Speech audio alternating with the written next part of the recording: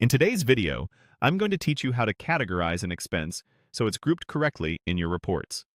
Let's start by opening the Expenses area from the left sidebar. This is your central hub for all outflows, everything from software subscriptions to office supplies. Opening Expenses gives you a clear list of what's been recorded so far and is the best place to review and tidy up your bookkeeping. Next, choose the expense you want to work with. If you're cleaning up something that already exists, click that expense to open its details. If you're recording a brand new cost, click New Expense to open a blank expense form. Either way, you'll land on the expense details screen, where we'll focus entirely on the category. Now, find the category dropdown.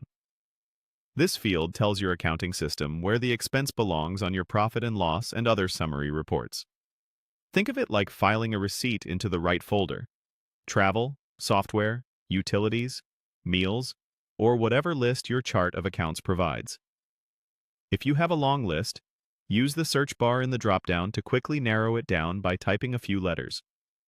With the dropdown open, select the correct category that best describes what this expense truly is. Accuracy here matters. Picking the most precise category helps you understand spending patterns, keeps budgets reliable, and makes tax time easier.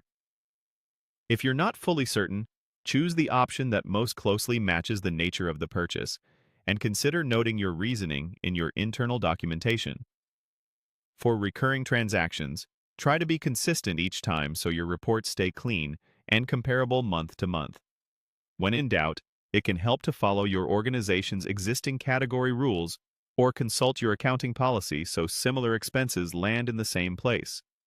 Once the right category is selected, click Save. Saving applies your change and updates the expense record immediately.